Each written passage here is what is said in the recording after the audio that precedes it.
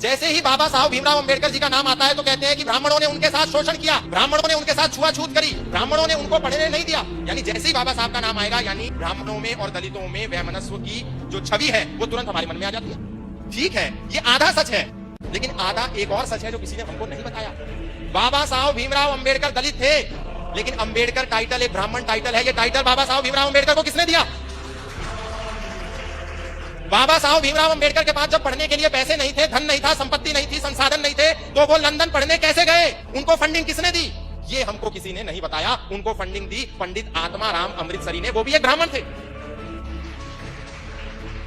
उनको फंडिंग दी सयाजीराव गायकवाड़ ने, वो एक क्षत्रिय थे।